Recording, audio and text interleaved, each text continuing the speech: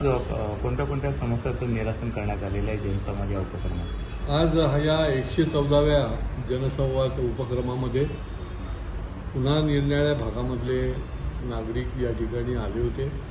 काही तर ठाणे जिल्ह्याच्या बाहेरचे देखील होते, म्हणजे पुणा. त्याच्यानंतर मी एक फोन केला, तो विदर्भातल्या एका ठिकाणी केला. पण लोकांना वाटतं की काही ना काहीतरी पाठपुरावा केल्यानंतर आपलं काम होतं. ज्यांची कामं झाली ते देखील येऊन त्यांनी देखील या ठिकाणी मला आभाराचं पत्र दिलं.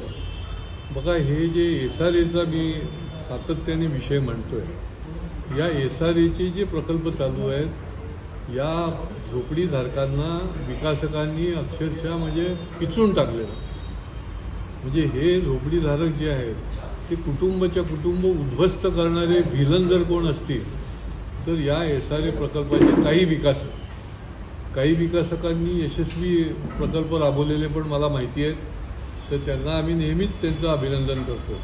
परंतु मेजॉरिटीने तर तसाच पोखरण नंबर 2वरचा जो SRAचा प्रकल्प आहे की ज्याच्यामध्ये संजय पांडे आहेत, त्याच्यानंतर ती दुसरी कंपनीला त्यांनी जे दिलेलं आहे शापूरजी पालनजी.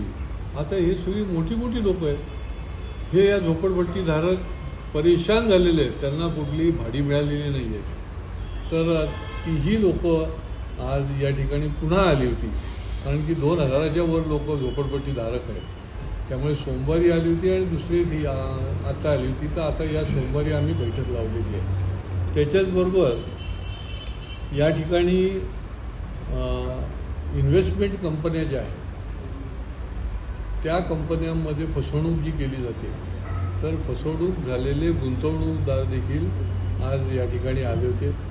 पुण्याचे जे होते ते त्याच विषयातले होते आणि त्यांची जवळजवळ 200-250 कोटी रुपयाचा हा घोटाळा आहे.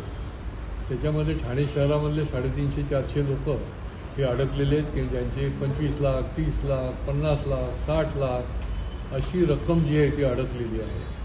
आणि हवालदिल झालेले आहेत की काय करावं आता याच्या पुढे. तर आता लवकरच मी संबंधित EOWच्या अधिकाऱ्यांशी पण चर्चा केली.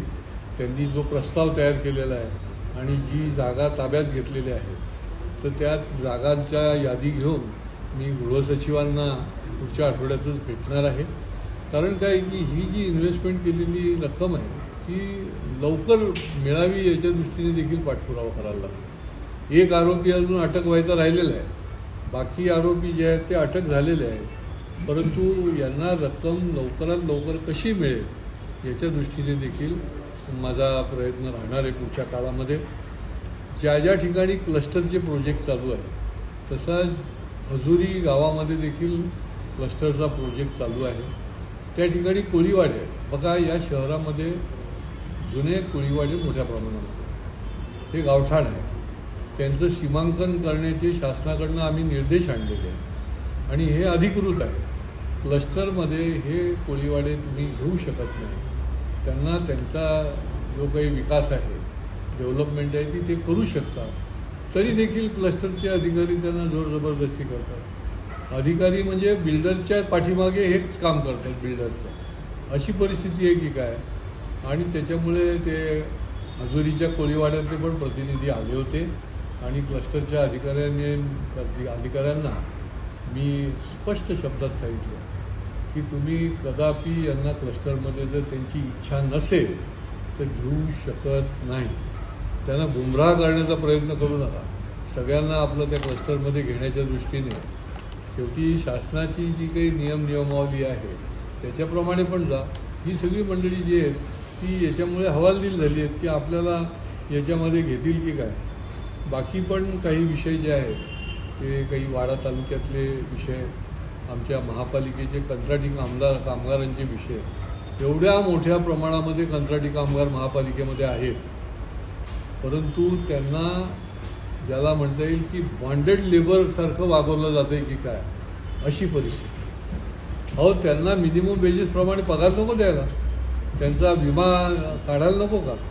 मी लेबर अधिकारी जे आहेत, कामगार उपायुक्त यांची बैठक घेतली आहे आणि मी त्यांना सांगितलं की जे महापालिकेमधले कॉन्ट्रॅक्टर, कारण कॉन्ट्रॅक्टर राज आहे इथे, जे कॉन्ट्रॅक्टर हा विमा योजना लागू करत नसतील आणि मिनिमम वेजेस योजना, तर त्यांना तुम्ही कडक शब्दात तुमच्या शोकाज नोटिसा द्या, त्यांना ब्लॅकलिस्ट करा, महापालिकेला कळवा, महापालिकेला देखील नोटिसा द्या.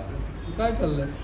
हे लोक बिचारे 12-12 तास काम करणार, तुम्ही एक दिवस देखील त्यांना रजा देणार नाही आणि ती रजा जरी घेतली तरी देखील तुम्ही त्यांचा पगार कापणार, पगार वेळेवर देणार नाही आणि तो सुद्धा जो देणार तो 10,000, 11,000, 12,000. काय चाललं? शासनाने मिनिमम वेजेसचा कायदा जो आहे तो त्याच्याकरता नाही आणलेला.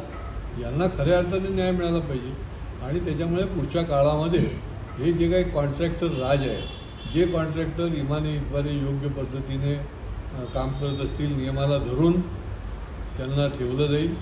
बाकीच्यांच्या विरुद्ध आम्ही एल्गार त्या ठिकाणी उभारू, कारण की मोठ्या संख्येने कंत्राटी कामगारांना पिळवणूक केली जाते. साहेब, जंतर मंतरवर जो विद्यार्थ्यांवर अमानत लाठी हल्ला झाला आहे त्याच्याकडे कसं बघता? बघा, विद्यार्थ्यांचा जो विषय आहे त्याला कोणीच असहमत होऊ शकत नाही. सगळेच जण सहमत आहेत आणि त्या विषयाच्याकरता ज्या उपाययोजना करायला पाहिजे, माननीय मोदींजींनी आणि मोदी सरकारने इतक्या स्पष्ट आणि कडक अशा उपाययोजना त्या ठिकाणी केलेल्या आहेत की जे या घोटाळ्यामध्ये त्यांच्या मुसक्या दाबल्या, त्या ठिकाणी फास्ट ट्रॅकवर त्यांच्या केसेस घ्यायचा त्यांनी निर्णय केला आणि जास्तीत जास्त कडक शिक्षा त्यांना होईल अशा पद्धतीने आता पार्लमेंटमध्ये देखील बिल आणत आहे. आता बघा की काँग्रेसला काही दुसरे म्हणजे विषय कुठला तरी पाहिजे म्हणून काँग्रेस तिथे चर्चा पण नाही घडून आणली. संसदेमध्ये चर्चा ही आवश्यक आहे आणि त्याच्या आडून जर कोणी सरकारला अडचणीत आणण्याचा प्रयत्न करत असेल, अस्थिरता निर्माण करण्याचा जर कोणाचा डाव असेल, बघा की मोदीजी प्रधानमंत्री होऊ नयेत म्हणून आंतरराष्ट्रीय देखील काही लोकांचा तो डाव होता की मोदी नकोत, कारण भारत पुढे जाईल, भारत $5 मिलियन अर्थव्यवस्थेमध्ये टॉप 3 मध्ये जाईल, टॉपला जाईल. तर हे जे काही आहे, जे म्हणून या भारताच्या लोकांकरता, तरुण असतील, महिला असतील, शेतकरी असतील, तळागाळातले गरीब लोक असतील, यांच्या ज्या योजना आहेत या कशाकरता आणल्या जात आहेत आणि त्याच्यामुळे अस्थिरता निर्माण करणारेही काही लोक आहेत. त्याच्यामुळे ह्या आंदोलनाला जरी आपली समर्थन असलं, कारण की तो न्याय्य विषय चुकीच्या पद्धतीने झालेला आहे, परंतु त्याला उपाय पण केले जातात, पण त्याच्या मागून कोणी अस्थिरता निर्माण करत असतील तर ते योग्य नाही आहे. ते त्यांनी अशा पद्धतीने करता कामा नये. लोकांना देखील कळतं, लोक काही बुचकुळे नाही आहेत की कोण खरं आहे आणि कोण खोटं आहे आणि राजकारण याच्या मागे करू नये, एवढंच आमचं आव्हान.